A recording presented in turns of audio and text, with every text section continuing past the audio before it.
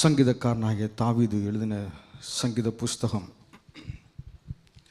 138வது அதிகாரம். பழைய ஏற்பாட்டு புஸ்தகத்திலே 756வது பக்கம்.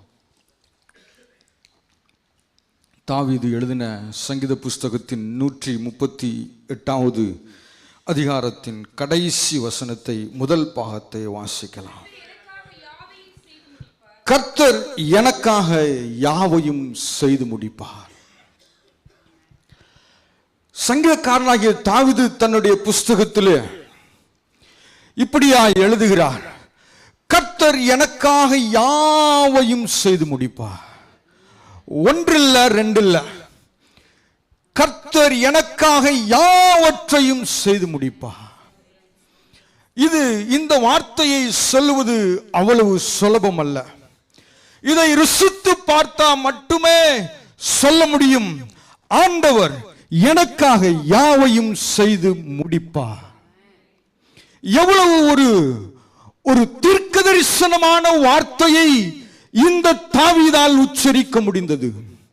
இப்பேற்பட்ட சூழ்நிலைகளாயிருந்தாலும் இந்த வார்த்தையை உபயோகிப்பது சுலபமல்ல. ஆனால் இந்த தாவீது சொல்லுகிறார், எனக்காய் என் ஆண்டவர் சகலவற்றையும் செய்து முடிப்பார்.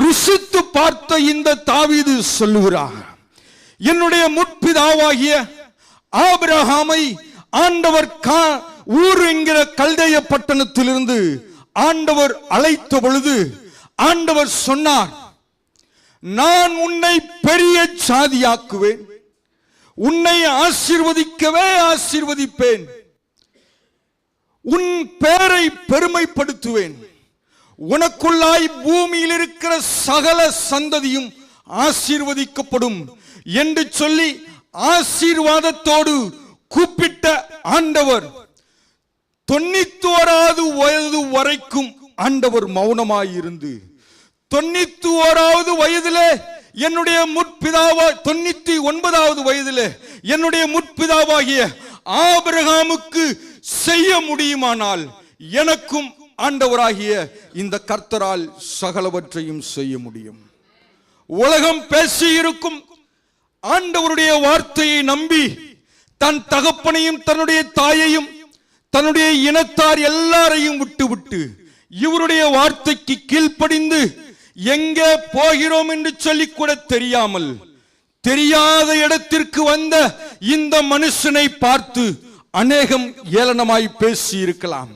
99 வயதிலே மருத்துவத்தின்படி சாத்தியமல்லாத அந்த நேரத்தில் உலகம் ஏளனமாய் பேசி இருக்கும். உன்னுடைய ஆண்டவருடைய வார்த்தையை கேட்டு நீ இப்படி ஏமாந்து போனாய், இனிமேல் உனக்கு பிள்ளை பிறப்பதற்கு எந்த ஒரு சாத்திய கூறும் இல்லை, சரீரத்தில் இருக்கிற சகல உறுப்புகளும் சுருங்கி போயிருக்கும். மருத்துவத்தின்படி பிள்ளை பெற்றெடுப்பதற்கு அந்த உறுப்பு கொஞ்சமும் சாத்தியமில்லாத சூழ்நிலையிலே இருந்த நேரத்தில் என் ஆண்டவர் என்னுடைய முற்பிதாவாகிய ஆபிரகாமுக்கு செய்யக்கூடுமானால் என்னுடைய வாழ்விலும் செய்து முடிப்பார் என்று சொல்லி தீர்க்கதரிசனமாய் இந்த தாவீதால் சொல்ல முடிந்தது. என்னுடைய ஆபிரகாமின் குமாரனாகிய ஈசாக்குக்கு என்ன செய்தார் தெரியுமா? அவனுடைய மாமனாராகிய அந்த லாபானின் குமாரத்தி ஒருத்தியை அவளுக்கு திருமணம் முடிப்பதற்கு முன்பதாய் இப்படியாய் வாழ்த்தி அனுப்புகிறார்கள். திருமணம் முடிப்பதற்கு முன்பதாய், ரெபெக்காளே, நீ கோடா கோடியாய் பெருகுவாயாக, உன் சந்ததி சத்துருவின் வாசல்களை மிதிக்கும் என்று சொல்லி வாக்கு கொடுத்து அவர்களை ஆசீர்வதித்து திருமணத்தை முடிக்கிறார்கள். ரெபெக்காளே, நீ கோடா கோடியாய் பெருகுவாய். திருமணத்திற்கு முன்பதாய் தன்னுடைய பெற்றோர்கள் மூலமாகவும் தன்னுடைய இன மன சந்துக்கள் மூலமாகவும் ஆசீர்வாதத்தை பெற்று தேவ பிள்ளையாய் புறப்பட்டு வருகிறாள். ஈசாக்குக்கு பின்பதாய் 20 வருஷம் ஏளனமாய் பேசியிருக்க கூடும். வேத புஸ்தகத்திலே ஈசாக்கினுடைய வயதை வைத்து நாம் அதை தெரிந்து கொள்ளலாம். ஈசாக்கு திருமணமாகும் பொழுது அவனுக்கு 40 வயது. ஈசாக்கு பிள்ளையை பெற்றெடுக்கும் பொழுது அவனுக்கு 60 வயது. 20 வருஷ காலங்கள் எத்தனை ஏளனமான செய்திகளை அவனுடைய காதுகள் கேட்டிருக்கும். எத்தனை பேர் ஏளனம் செய்திருப்பார்கள். உன்னுடைய தகப்பனார் சொல்லி அனுப்பினார், நீ கோடா கோடியாய் பெறுவாயாக என்று சொல்லி. ஆனால் உன்னுடைய சூழ்நிலை எப்படி இருக்கிறது? சூழ்நிலையை பார்த்து, சந்தர்ப்பத்தை பார்த்து எத்தனை வார்த்தைகள் இருதயத்தை உடைத்திருந்திருக்கும். இப்பேற்பட்ட சூழ்நிலையில என் ஆண்டவராகிய கர்த்தர் என்னுடைய முற்பிதாவாகிய ரெபெக்காளுக்கு செய்யக்கூடுமானால் என்னுடைய வாழ்விலும் ஆண்டவர் செய்து முடிப்பார். என்னுடைய வாழ்விலும் ஆண்டவர் நிச்சயமாய் செய்து முடிப்பார். எத்தனையோ பேரை இந்த தாவீது தன்னுடைய புஸ்தகத்திலே படித்து பார்த்து ருசித்து இந்த வார்த்தையை சொல்லி இருப்பார். நாட்கள் கடந்து போனது. மோசே மரித்த பிற்பாடு இந்த ஜனங்களை வழிநடத்துவதற்காய் யோசுவா என்கிற வாலிபனிடத்திலே ஆண்டவர் பொறுப்பை கொடுத்தார். இந்த யோசுவா ஆண்டவர் கொடுத்த தன்னுடைய ஜனத்தை வழிநடத்தி வந்து கொண்டிருக்கிறார். அவர் வழிநடத்தி வந்து கொண்டிருக்கிற சமயத்தில் ஒரு பெரிய பட்டணமாகிய ஆயையும் தனக்கு முன்பதாய் நின்று கொண்டிருக்கிறதான ஒரு பெரிய மதில் சுவரை கொண்டிருக்கிற அந்த எரிகோ பட்டணத்தையும் வீழ்த்தி விட்டு அவர்கள் கடந்து கொண்டிருக்கிற சூழ்நிலையில இவர்கள் இப்பேற்பட்ட பட்டணத்தையும் ஜெயித்து விட்டார்கள். ஒரு பெரிய எரிகோ மதிலையே வீழ்த்தி விட்டார்கள். ஆயி பட்டணத்தையே சங்கரித்து விட்டார்கள் என்று சொல்லி தங்களுடைய இருதயத்திலே கலங்கிக் கொண்டு 5 ராஜாக்கள் எழும்பினார்கள் யோசுவாவையும் யோசுவாவின் ஜனங்களையும் முறியடிப்பதற்கு. 5 ராஜாக்கள், பலமுள்ள ராஜாக்கள், பராக்கிரமுள்ள ராஜாக்கள், 5 ராஜாக்கள் எழும்பி யோசுவாவை சங்கரிக்கிறதற்கு எழும்பினார்கள். யோசுவா ஆண்டவருக்கு முன்பதாய் ஜெபம் செய்துவிட்டு கடந்து யுத்தத்திற்கு போகிறார். யுத்தத்திற்கு போகிற வழியில ஆண்டவர் செய்த காரியம் என்ன தெரியுமோ? வானத்திலிருந்து ஆண்டவர் கல்லை எதிரிகளின் மேலே விழப்பண்ணினார். எங்கிருந்து கல்லு வர வேண்டும்? பூமியில் இருந்து மட்டும்தான் கல்லு வர வேண்டும். ஆனால் என் ஆண்டவர் பெரிய அற்புதத்தை தன்னுடைய ஜனமாகிய யோசுவாவுக்கும் அவருடைய ஜனத்திற்கும் வானத்திலிருந்து கல்லை விழப்பண்ண வேண்டும். முடியுமானால் ஆண்டவர் என்னுடைய வாழ்விலும் சகலவற்றையும் செய்ய முடியும். அவரால் செய்ய முடியாத காரியம் ஒண்ணுமே இல்லை. ஆபிரகாமுக்கு செய்வாரானால் எனக்கு செய்ய மாட்டாரோ? அவரால் செய்ய முடியும். ரெபெக்காளுக்கு செய்வாரானால் எனக்கு செய்ய முடியாதோ? அவரால் முடியும். யோசுவாவுக்கும் யோசுவாவின் ஜனங்களுக்கும் வானத்திலிருந்து கல்லை அவரால் அனுப்ப முடியுமானால் எனக்கும் அவரால் செய்ய முடியும். இது மட்டும் செய்தாரோ? ஜனங்கள் யுத்தத்திற்கு உள்ளே போகும் பொழுது மேலே இருந்து கற்கள் விழுந்து கொண்டிருக்கிறது. யுத்தத்தை நடத்தி கொண்டிருக்கிற யோசுவா சொல்லுகிறார், வானத்திலே நடு மதியானத்திலே மேலே நின்று கொண்டிருக்கிற சூரியனை பார்த்து சொல்லுகிறார், சூரியனே தரித்து நில். இனிமேல் வரப்போகிற சந்திரனை பார்த்து சொல்லுகிறான், சந்திரனே நீ தரித்து நில் என்று சொல்லி ஒரு தேவனுடைய மனுஷன் வார்த்தையை ஆண்டவர் கேட்டு ஏறக்குறைய ஒரு ராம் முழுவதும், ஒரு பகல் முழுவதும் சந்திரனையும் சூரியனையும் ஆண்டவர் தரித்து நிற்க செய்தார். யோசுவாவின் வார்த்தைக்கு கேட்டு ஆண்டவர் சந்திரனையும் சூரியனையும் நிறுத்தக்கூடுமானால் என்னுடைய வாழ்விலும் அவர் செய்ய முடியும். அவரால் செய்ய முடியாத காரியம் ஒன்றும் இல்லை. எனக்காய் அவர் சகலத்தையும் செய்வார்.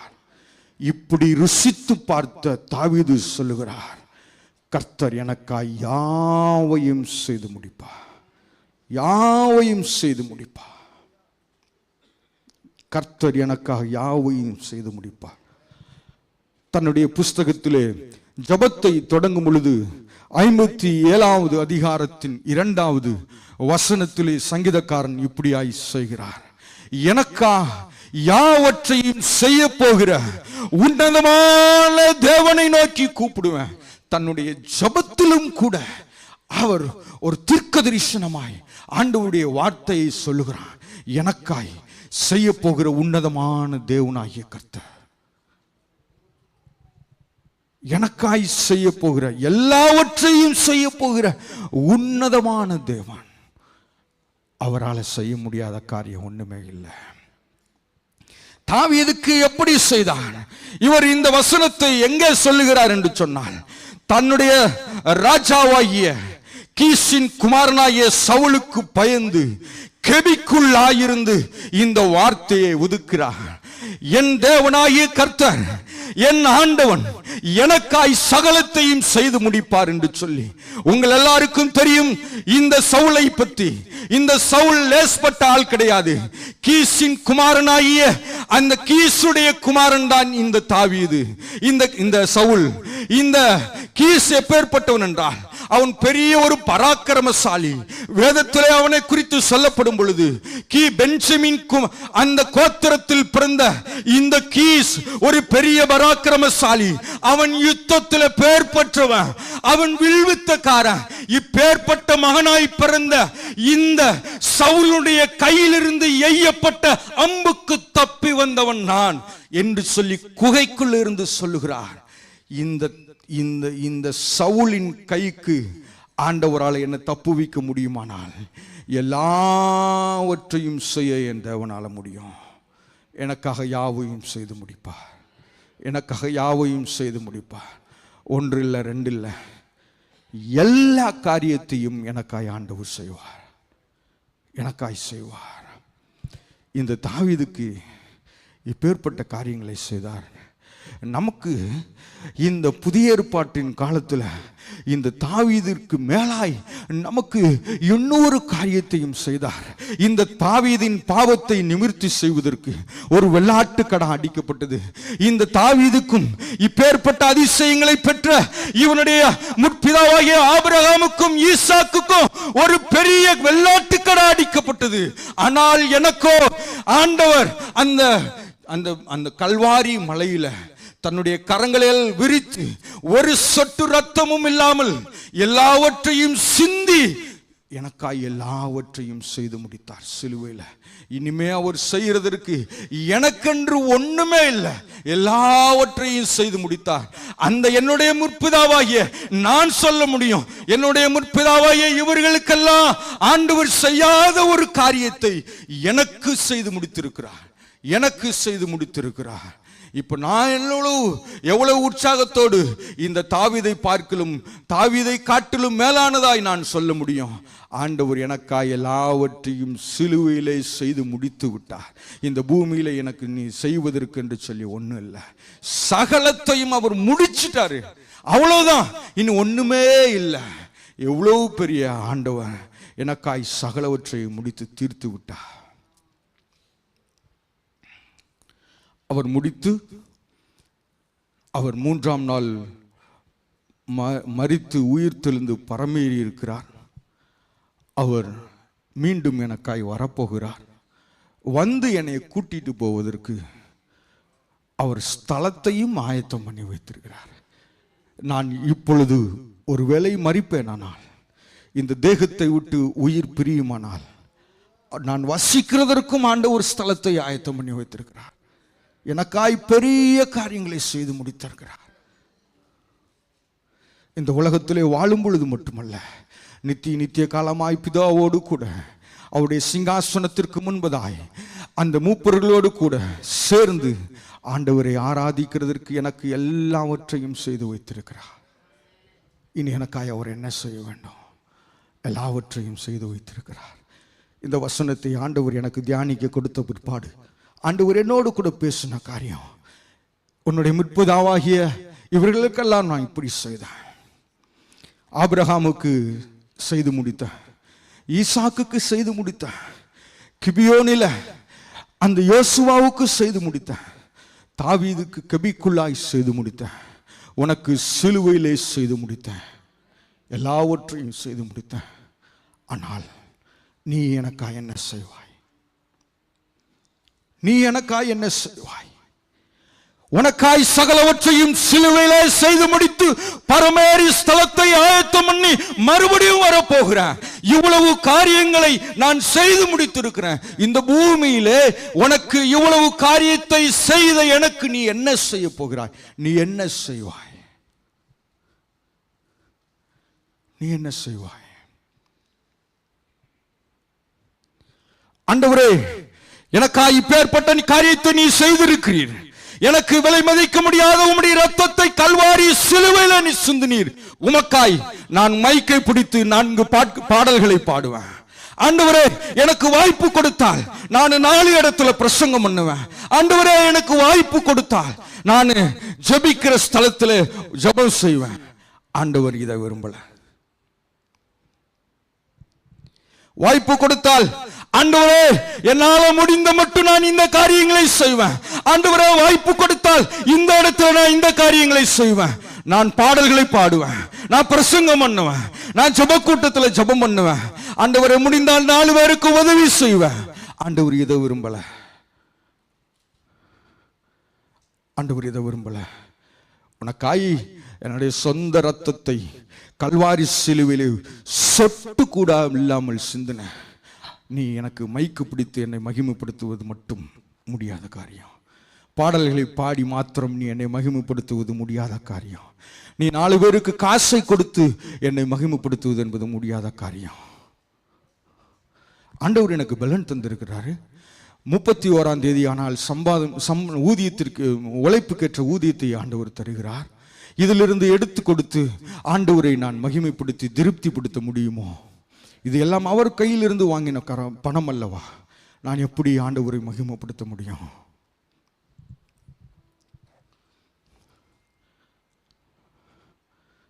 பவுல் தன்னுடைய ஊழியத்தை செய்து கொண்டு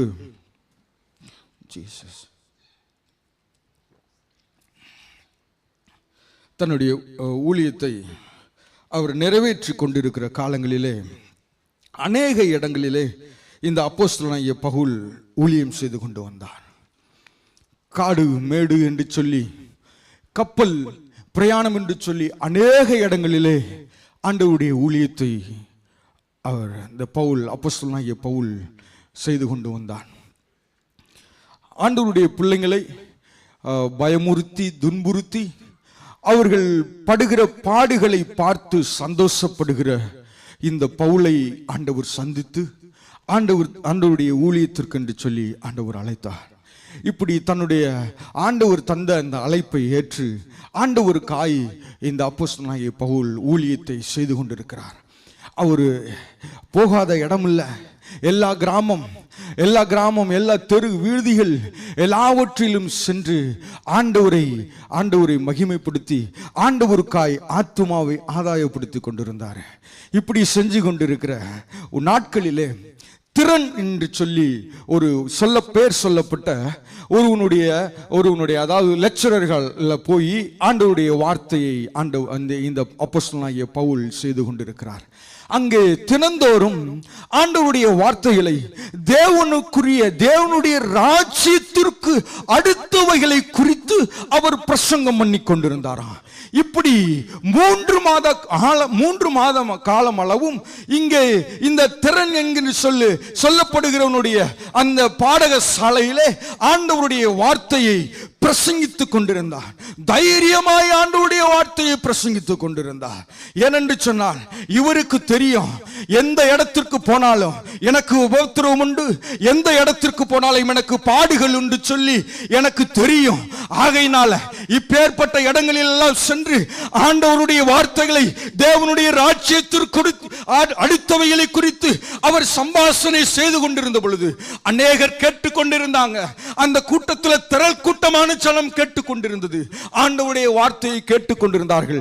எப்படி நாம் ஒவ்வொரு புதன்களையும் ஆண்டவருடைய வார்த்தையை கேட்கிறோமோ, எப்படி ஒவ்வொரு வெள்ளிக்கிழமையும் சத்தியத்தை நாம கேட்டுக்கொண்டிருக்கிறோமோ, அதே போல இந்த திறன் என்கின்ற சொல்லுகிறதான இந்த இவனுடைய பாடகசாலையிலே ஒவ்வொரு நாளும் தேவனுடைய வசனத்தை கேட்டுக்கொண்டிருந்தாங்க. ஒவ்வொரு நாளும் ஆண்டவருடைய ராஜ்யத்திற்கு அடுத்தவைகளை குறித்து சம்பாஷணை பண்ணி கொண்டிருந்தாங்க. ஒருவரோடு ஒருவர் பேசிக் கொள்வார்கள், ஒருவரோடு ஒருவர் வேதத்தை குறித்து தியானித்துக் கொள்வார்கள். இப்படி அவர்கள் தியானித்துக் கொண்டிருக்கிற சூழ்நிலையில ஆண்டவர் பவுலின் கைகளினாலே பெரிய அற்புதங்களை செய்தார் என்று சொல்லி வேதம் சொல்லுகிறது. ஆண்டவர் பவுலை கொண்டு பெரிய காரியங்களை செய்தார். பவுலின் கைகளை கொண்டு அநேக அற்புதங்களை ஆண்டவர் நிறைவேற்றினார். இப்படி நிறைவேற்றிக் கொண்டிருந்த அந்த நாட்களிலே அந்த பவுலின் உருமால்களை எடுத்து கொண்டு வந்து வீதிகளில் இருக்கிறவர்கள் மேலும், அந்த பாடகசாலையிலே சம்பாஷணை பண்ணி கொண்டிருக்கிற அந்த எல்லார்கள் மேலும் என்ன செய்வாங்களாம், இந்த பவுலினுடைய உருமால்களை போடுவாங்க. அப்பொழுது யாரெல்லாம் வியாதியஸ்தராய் இருக்கிறார்களோ, யாரெல்லாம் பலவீனமாய் இருக்கிறாங்களோ, யாரெல்லாம் பிசாசுல பிடிக்கப்பட்டு இருக்கிறாங்களோ, இவங்க மேல் இருக்கிற எல்லா பிசாசுகளும் ஓடும். இவங்க மேல் இருக்கிற எல்லா பொல்லாத ஆவிகளும் ஓடும். அவனுடைய கச்சையை கொண்டு வருவாங்க. இப்பேற்பட்ட ஊழியக்காரனுடைய கச்சை என் மேல படணும்னு சொல்லி எப்பேற்பட்ட பல பெரிய ஜனங்களும் கூட பல ஊர்களிலும் இருந்து இந்த பாடகசாலைக்கு திரண்டு வந்திருக்கிறாங்க.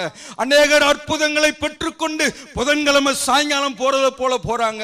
அநேகர் அற்புதத்தை பெற்றுக்கொண்டு வெள்ளிக்கிழமை சாயங்காலம் போறதை போல போறாங்க. இப்படி அற்புதத்தை பெற்றுக்கொண்டு ஜனம் இந்த பாடகசாலையை விட்டு வெளியே போய் கொண்டிருக்கிறது.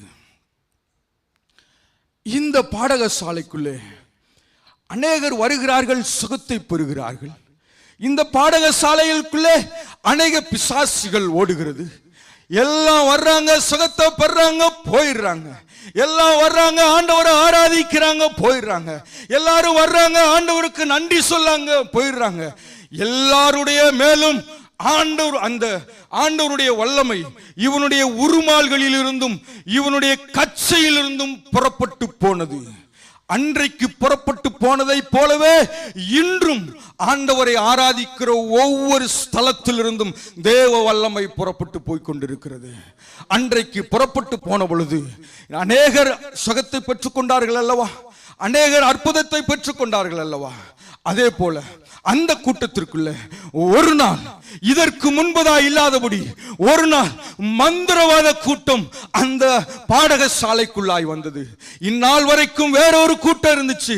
அன்றைக்கு பவுலின் கைகளினாலே அற்புதத்தை செய்து கொண்டிருந்த அந்த நாளிலே ஒரு மந்திரவாத கூட்டத்தை ஆண்டவர் உள்ளே கொண்டு வந்தார். இந்த மந்திரவாத கூட்டம் இதற்கு முன்பதாய் சுகத்தை பெற்றுக் கொண்டு போன கூட்டத்தை போல அல்ல, இதற்கு முன்பதாய் ஆசீர்வாதத்தை பெற்றுக்கொண்ட கூட்டத்தை போல அல்ல. இந்த மந்திரவாத கூட்டம் நமக்கு நல்லா தெரியும். அவங்க தங்களுடைய தெய்வத்தை வழிபடுவதில் ரொம்ப பயபக்தியாயிருக்கிற அந்த மந்திரவாத கூட்டத்தின் மேல் ஒரு நாள் இந்த பவுலினுடைய கச்சையிலிருந்து தேவனுடைய வல்லமை புறப்பட்டு போனது. ஒரு நாள் இந்த மந்திரவாதிகளுடைய மேல் அந்த பவுலுடைய அந்த தேவனுடைய மனுஷனாகிய பவுலின் கச்சையிலிருந்து தேவனுடைய வல்லமை புறப்பட்டு போய் இந்த மந்திரவாதிகளின் மேல் பட்ட மாத்திரத்தில் இவர்கள் மேல் இருந்த எல்லா பொல்லாத ஆவிகளும் எல்லா தேவனுக்கு பிரியமற்ற எல்லா காரியங்களும் புறப்பட்டு போக ஆரம்பித்தது. ஆனால் இவர்கள் செய்த காரியம் என்ன தெரியுமா? வீட்டுக்கு போனாங்க. வீட்டுக்கு போய் இந்த மந்திரவாத கூட்டம் பெரிய பெரிய மந்திர சூனியங்களை செய்து கொண்டிருந்த கூட்டம், ஆண்டவர் எங்களுக்கு விடுதலை கொடுத்தாரு. பாடகசாலைக்கு போனேன். அங்கே எனக்கு அற்புதம் கிடைச்சிச்சு. இந்நாள் வரைக்கும் எனக்குள்ள மந்திரம் செய்கிற ஆவி என்னை பிடிச்சிருந்துச்சு. நான் அதுல பீடிக்கப்பட்டிருந்தேன். இன்னைக்கு ஆண்டவர் எனக்கு விடுதலை கொடுத்துட்டாரு. நான் சுகம் பெற்றுட்டேன். எனக்குள்ள இருக்கிற பொல்லாத ஆவி புறப்பட்டு போயிற்று என்று சொல்லி வீடுகளுக்குள்ளாய் போய் தங்களிடத்தில் இருக்கிற எல்லா புஸ்தகங்களையும் வெளியே எடுத்து கொண்டு வந்து வெளியே போட்டு தீ எரித்தாங்க. எல்லாருடைய கண்களுக்கு முன்பதாக. அந்த புஸ்தகம் சாதாரணமாக புஸ்தகம் இல்ல. வேதம் தெளிவாய் சொல்லுகிறது, அநேக காசுகள் பெறக்கூடிய அந்த புஸ்தகத்தை தங்களுடைய இல்லத்திலிருந்து எடுத்துட்டு வந்தாங்க. இனிமே இது என் வீட்டுக்குள்ள இருக்கக்கூடாது. இன்னைக்கு இந்த பவுலின் கச்சையிலிருந்து புறப்பட்டு வந்த வல்லமை என்ன சுகப்படுத்திருச்சு. இனிமே இந்த புஸ்தகத்திற்கு என் வீட்டுக்குள்ள இடம் இல்லை என்று சொல்லி அந்த வெளியேறப்பட்ட மந்திரவாத புஸ்தகங்கள் எல்லாவற்றையும் வீதிகளிலே கொண்டு வந்து எல்லாருக்கும் முன்பதாக எரிச்சு சாம்பலாக்கி போட்டார்கள். இதைத்தான் ஆண்டவர் விரும்புகிறார்.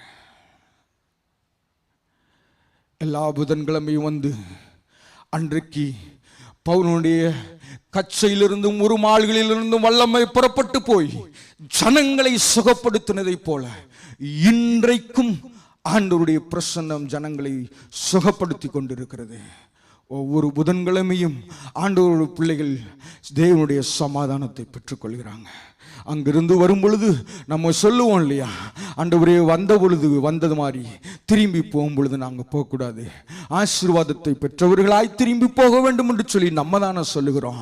இப்படி சொல்லி உள்ளே வந்து ஆண்டவருடைய ஆசீர்வாதத்தை எல்லாவற்றையும் பெற்றுக்கொண்டு தேவனுடைய சமாதானத்தை வாங்கி கொண்டு முடிவில் அங்க பிரசங்க பீடத்திலிருந்து சொல்லப்படுகிற அந்த ஆசீர்வாதத்தை கையை விரித்து பெற்றுக்கொண்டு, ஆனால் அங்கே பண்டக சாலைக்குள்ளே வேற ஏதோ ஒளித்து வைக்கப்பட்டிருக்கிறது.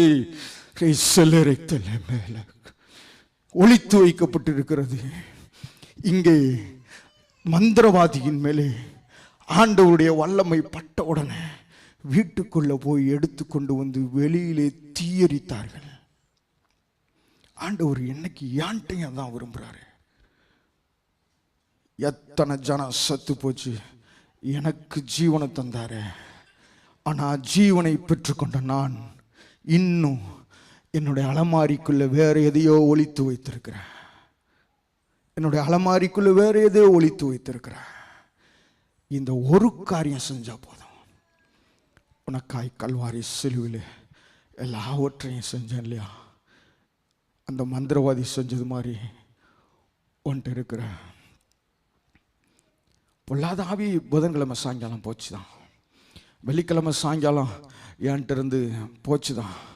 ஆனால் அந்த ரூட்டை இன்னும் வெளியே எடுத்து போடலை. நான் இன்னும் என் வீட்டுக்குள்ளே தான் இருக்குது, இன்னும் என் மொபைலில் தான் இருக்குது, இன்னும் என் குடும்பத்துக்குள்ளே தான் இருக்குது. வெளியே எடுத்து போட மனசு இல்லை. எனக்கா இந்த ஒரு காரியத்தை செய்வாயானால்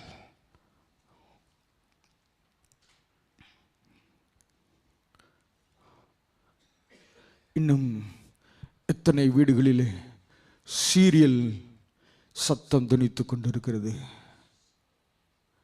இன்னும் எத்தனை வீடுகளிலே ஐபிஎல்லின் சத்தம் துணித்துக் கொண்டிருக்கிறது. ஒருவேளை கேட்கலாம், ஐபிஎல் பார்க்கறதுனால என்ன பாவம் என்று சொல்லி. ஜனம் கொத்து கொத்தாய் தேவனுடைய சத்தத்தை கேட்காமல் சத்து கொண்டிருக்கிற சூழ்நிலை. எனக்கு ஏன் ஐபிஎல், எனக்கு ஏன் சீரியல்?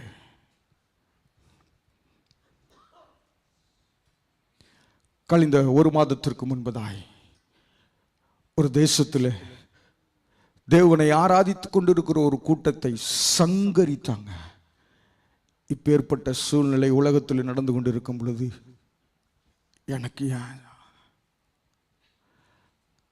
உள்ள இருக்கிறத கொளுத்தி வெளியில கொண்டு வந்து கொளுத்துனா தான் ஆண்டவர் என்ன கொண்டு பெரிய செய்ய முடியும்.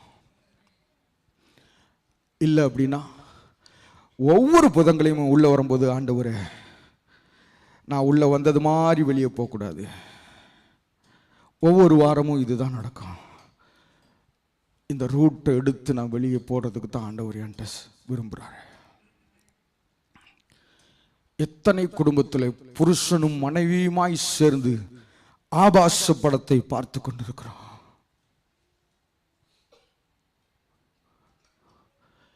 இதெல்லாம் எடுத்து கொளுத்துனா தான் ஆண்டவர் என்ன கொண்டு பெரிய காரியங்களை செய்ய முடியும். நான் 10 பிரசங்கம் பண்றதுனால ஒன்றும் இல்லை, 10 ப்ரோக்ராம் நடத்துறதுனால ஒன்றுமே இல்லை, 10 பாடல்களை பாடுறதுனால ஒன்றுமே இல்லை. இந்த ரூட் எடுத்து அழிக்கிறது வரைக்கும்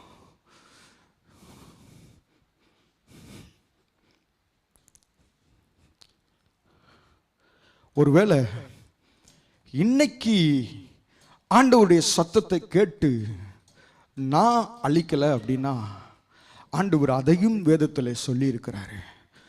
நான் இன்னைக்கு இந்த சத்துருவை எடுத்து கொளுத்தி போடல அப்படின்னா, இந்த சத்துருவின் கிரியைகளை அழிக்கிறதற்கு என்னை ஒப்பு கொடுத்து இவைகளை நான் விட்டு விடல அப்படின்னா சபை அழிக்கும்.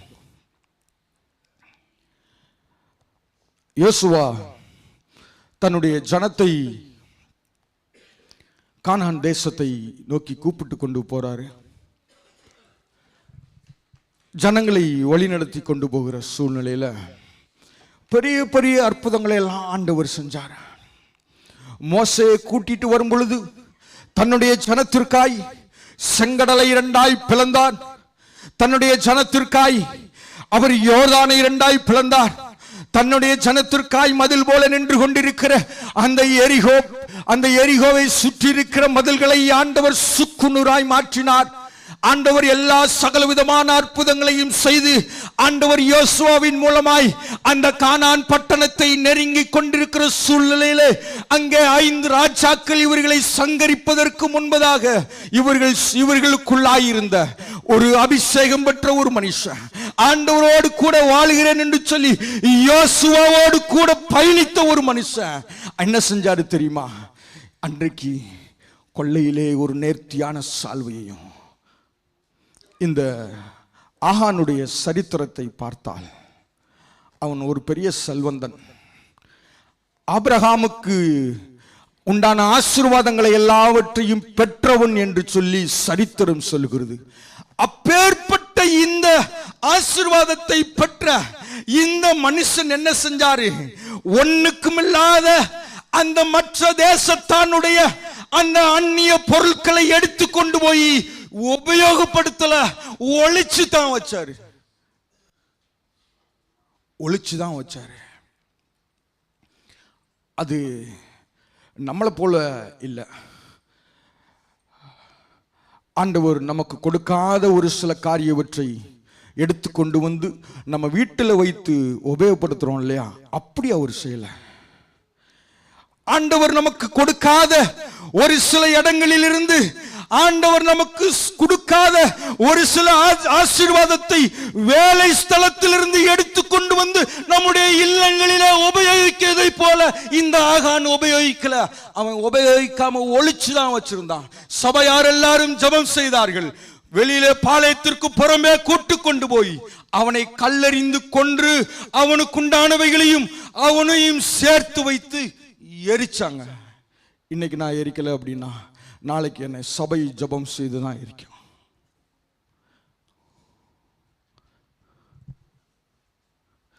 ஒருவேளை சபை எரிக்கிறதுக்கு தவறுனா ஆண்டவர் என்னை எவ்வளவு ஆசீர்வாதமா கூட்டு வந்தாரு, என்னை எப்படி நடத்திட்டு வந்தாரு. நாங்கள்லாம் வாழ்ந்த, என்னுடைய குடும்பம்லாம் வாழ்ந்த விதத்தெல்லாம் நான் நினைச்சு பார்த்தா ஆண்டவருக்கு நன்றி சொல்லுவேன். இந்த வார்த்தைகளெல்லாம் கேட்கும் பொழுது கண்ணீரோடு தான் ஆண்டவருக்கு நன்றி சொன்னேன். ஆண்டவர் எனக்கு கற்றுக் கொடுத்த பொழுது என்னுடைய தாயாருக்கெல்லாம் சாப்பிட்றதுக்கு உணவு இருக்காது. பிள்ளைங்க வச்சுட்டு போன கருவேப்பிள்ளை மிளகாயை எடுத்து சாப்பிட்டு தன்னுடைய வயிற்றை நிரப்பி ஆண்டவருடைய ஊழியத்தை செஞ்சு கொண்டு இருந்தாங்க. அப்பேற்பட்ட சூழ்நிலையிலிருந்து தான் வளர்ந்து வந்தேன். ஆண்டவர் என்னோடு கூட பேசினார்ல, நீ எரிக்கலை அப்படின்னா சபை எரிக்கும். ஒருவேளை சபை எரிக்கிறதுக்கு தவறி போனா ஆண்டவர் தன்னுடைய பிரதான தூதர்களோடும் கூட அந்த தூதர்களோடு கூட மத்திய ஆகாயத்திலே அவர் வரும் பொழுது முத்திரைகள் எல்லாவற்றையும் உடைக்கப்பட்ட பிற்பாடு அங்கே ஒரு அரை மணி நேரம் பெரிய அமைதல் உண்டாயிற்று. அந்த அமைதலுக்கு பின்பதாய் முதலாவது எக்காலத்தை எடுத்து ஒரு எக்கால தூதன் ஊதினான். அவன் ஊதும் பொழுது அவனுடைய எக்கால சத்தத்தை கேட்டு வானத்திலிருந்து ஒரு கல்மலை பொழிந்தது, வானத்திலிருந்து ஒரு அக்கினி மலை பொழிந்தது. அந்த அக்கினி மலையில பூமியிலே இருக்கிற எல்லா காரியங்களிலும் 1/3 செத்து போய் எரிந்து போயிற்று. இரண்டாம் எக்காலத்தை ஆண்டவர் ஊதுவதற்கு ஆயத்தம் செய்து சிக்னல் கொடுத்த உடனே இரண்டாம் எக்காலம் ஊதப்பட்டது. இரண்டாம் எக்காலம் ஊதப்பட்ட பொழுதோ வானத்திலிருந்து ஒரு பெரிய மலை போன்ற ஒரு அக்கினி சமுத்திரத்திலே போடப்பட்டது. சமுத்திரத்திலே இருக்கிற எல்லா ஜீவராசிகளில் 1/3 எரிந்து போயிற்று. செத்து போயிற்றுன்னு சொல்லி வேதம் சொல்லவில்லை, எரிந்து போயிற்று. கப்பல்களில் 1/3 சேதமாய் போயிற்று. மூன்றாம் காலத்தை ஆண்டவர் ஊதுவதற்கு அங்கே சிக்னல் கொடுத்த உடனே மூன்றாம் காலத்தை தேவதூதன் ஊதினான். அவனுடைய ஊதின சத்தத்தை கேட்டு வானத்திலிருந்து ஒரு கல்மலை அக்கினியாய் பொழிந்தது. அது பொழிந்த உடனே பூமியில் இருக்கிற மரங்களில் 1/3 எரிந்து போயிற்று. இப்படி காலதூதன் ஊத ஊத ஊத ஊத 1/3 எரிந்து கொண்டே இருந்தது. 5ஆம் தூதன் ஊதினான். அவன் ஊதும் பொழுது அங்கே இருந்து கொண்டிருந்த மிருகத்தின் சுவாசத்திலிருந்து, அந்த மிருகத்தின் வாயிலிருந்து அக்கினி புறப்பட்டு பூமியில் இருக்கிற மனுஷர்களில் 1/3 எரித்து போட்டது. இன்னைக்கு நான் எரிக்கலனா அன்னைக்கு ஆண்டவர் எரிப்பாரு. இன்னைக்கு நான் எரிக்கலன்னா ஆண்டவர் எரிப்பார். சபை எரிக்க தவறுனா ஆண்டவர் கடைசியாக எரிப்பார். அவ்வளோதான். அக்னியும் கந்தகமும் எரிகிற அந்த கடலுக்குள்ளாய் நான் இரையாய் போவேன். நான் இரையாய் போவேன். ஆண்டவர் எனக்கு எவ்வளவு ஆசீர்வாதத்தை தந்திருக்கிறாரு, எவ்வளவு செல்வத்தை தந்திருக்கிறாரு, எவ்வளவு சமாதானத்தை தந்திருக்கிறாரு. நான் ஏன் போய் அந்த அரசாங்கத்துக்குரியதை போய் எடுப்பானே? ஆண்டவர் இதெல்லாம் பார்க்குறாரு. ஒரு காரியத்தை என்னால் சாட்சியாய் வைராக்கியமாய் சொல்ல முடியும். அர்னால் எங்களுடைய மகளுக்கு திருமணம் நடந்தது. அப்போ எல்லாருக்கும் அழைப்பு கொடுத்ததை போல எனக்கும் அழைப்பு கொடுத்தாங்க. அது ஒரு வியாழக்கிழமை காலையில் நடந்தது. வியாழக்கிழமை காலையில் நடந்தது. புதன்கிழமை வெளியில் வந்து, தம்பி மகனே நீ கண்டிப்பாக வந்துடணும். அவ்வளோ அன்போடு என்னை கூப்பிட்டாங்க. மறுநாள் காலையில் எனக்கு டியூட்டி. நான் டியூட்டிக்கு போனேன். மேனேஜருக்கு முன்பு தான் நிற்கிறதுக்கு முன்னால் ஆண்டவர் என்னோட கூட பேசினார். நீ கல்யாணத்திற்கு என்ன சொல்ல போகிற? சிக்குன்னு சொல்ல போறியா, இல்லை என்ன போய் சொல்லி கல்யாணத்துக்கு போகிற? மேனேஜர்கிட்ட போய் சொன்னேன், எங்கள் சபையில் இருக்கிற ஒரு அங்கிளோட மகளுக்கு திருமணம், போகலாமா? நோ சொன்னாங்க. இல்லை,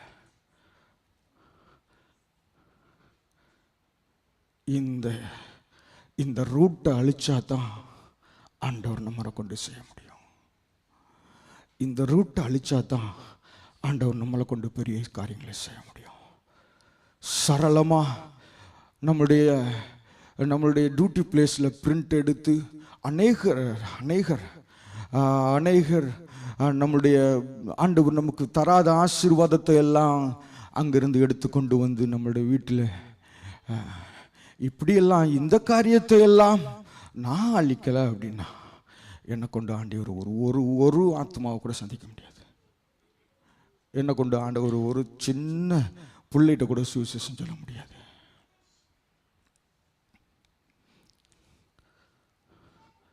ஆண்டவர் இதை செய்யறதுக்கு தான் ஆண்டவர் விரும்புகிறாரு.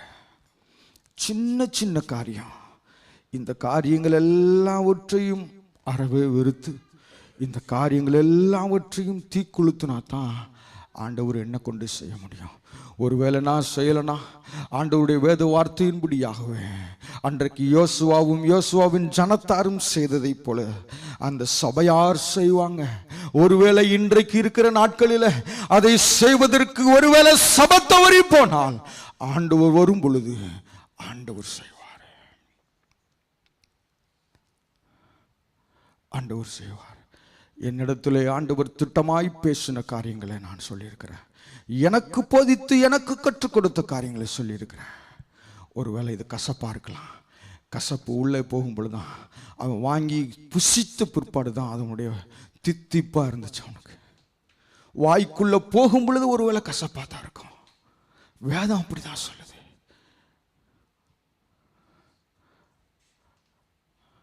இன்னும் வருகிற நாட்களில்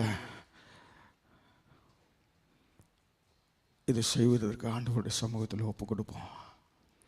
இல்லை அப்படின்னா மறுபடியும் சொல்கிறேன், நம்மளை கொண்டு ஆண்டவர் ஒரு சின்ன காரியத்தை செய்ய முடியாது.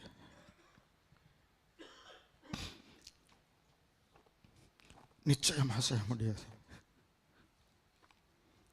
கண்களை மூடி ஜெபம் ஆண்டவரிடத்தில், ஆண்டவரே, ஏதோ பண்டம்பாடிகளுக்குள்ளாய் நான் ஒளித்து வைத்திருக்கிற காரியம் ஏதாவது இருந்துச்சுன்னா ஆண்டவரே, நான் இன்னைக்கு அழிச்சு போடுறேன் சுவாமி, இன்னைக்கு கொளித்து போட்டுறேன் ஆண்டவரே. ஒருவேளை இது எனக்கு கொடுக்கப்பட்ட கடைசி தருணமா இருக்கலாம் சுவாமி, ஒருவேளை இது எனக்கு கொடுக்கப்பட்ட கடைசி தருணமா இருக்கலாம். ஆண்டவருடைய சமூகத்தில் கண்களை மூடி ஆண்டவர்கிட்ட கேட்போம். கண்களை மூடி, ஆண்டவரே, என் கூட நீங்கள் பேசியிருக்கிறீங்க ஆண்டவரே. இன்னைக்கு எனக்கு டியூட்டி இல்லாததற்கு காரணம் என்ன தெரியுமா?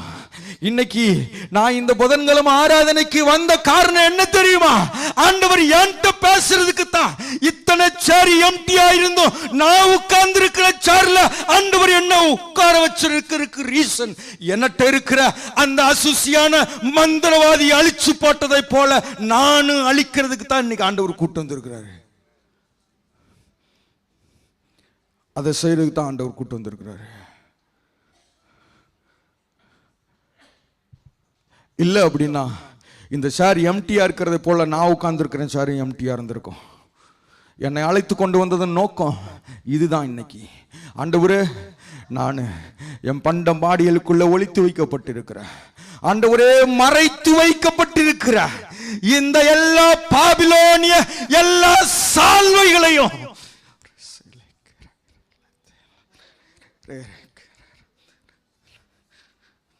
முற்றிலும் சங்கரிக்கிறதற்கு என்னை ஒப்பு கொடுக்கிறேன் சாமி.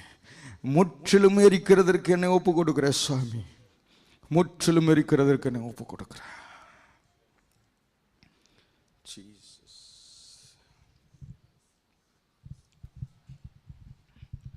Thank you, Master. Thank you, Jesus.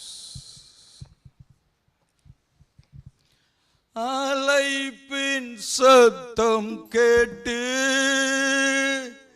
நானும் ஆயத்தமாகிடுவேன்.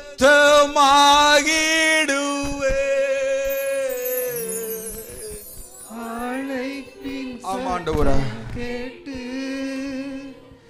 நானும் ஆயத்தமாகிடுவேன்.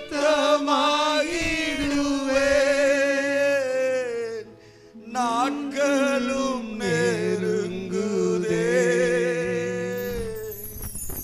வாஞ்சையும் பெருகுதே, நாட்களும் நெருங்குதே, வாஞ்சையும் பெருகுதே. பரலோகமே என் சொந்தமே என்று காண்பேனோ, பரலோகமே என் சொந்தமே என்று ஓட்டத்தை ஜெயமுடன், ஓட்டத்தை ஜெயமுடன் நானும் ஓடிட அருள் செய்வார். ஓட்டத்தை ஜெயமுடன் நானும் ஓடிட அருள் செய்வார். விசுவாச பாதையில் சோராது ஓடிடுவே, விசுவாச பாதையில் சோராது ஓடிடுவே. பரலோகமே என் சொந்தமே என்று காண்பேனோ. அதிக உறுதியான தீர்க்க தரிசன வசனம் நமக்கு உண்டு. பொழுது விடிந்து விடிவெள்ளி உங்கள் இதயத்தில் பிரகாசிக்கும் வரை இருளுள்ள இடத்தில் அந்த பிரகாசிக்கிற விளக்கை போல அதை கவனிப்பது நலமாக இருக்கும்.